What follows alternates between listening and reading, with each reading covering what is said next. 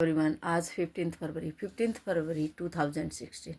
15 फरवरी को हर साल हमारे देश में बिहार के राज्य के मुंगेर जिले का तारापुर शहर में तारापुर शहीद दिवस मनाया जाता है। तारापुर शहर को, तारापुर उपमंडल को इसीलिए जाना जाता है क्योंकि वो तारापुर में 34 जो स्वतंत्रता सेनानी थे, शहीद हो गए थे, जो पहली बार झंडा फहरा रहे थे और उनको ब्रिटिश सेना की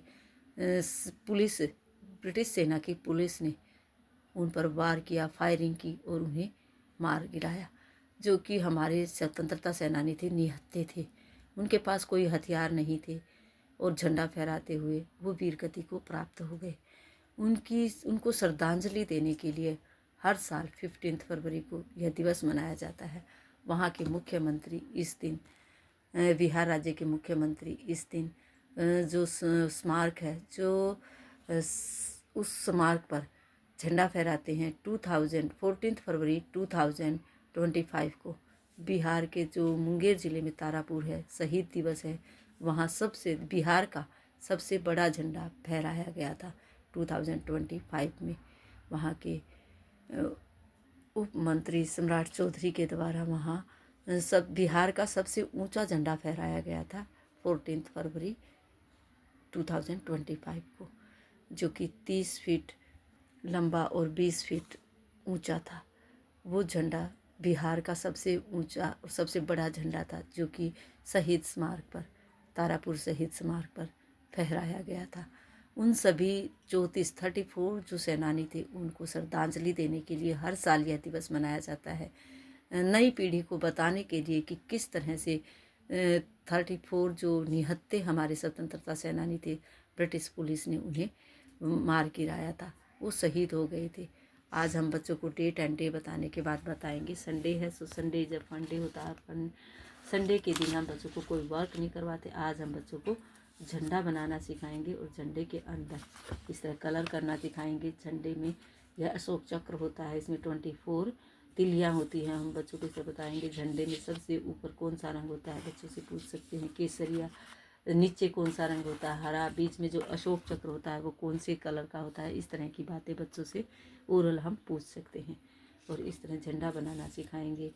झंडा सत्याग्रह, जो कि 15 फरवरी को तारापुर शहीद दिवस के रूप में भी मनाया जाता है, जो उन शहीदों को श्रद्धांजलि देने के लिए मनाया जाता है जो शहीद हो गए थे 1932 में तिरंगा झंडा फहराते हुए।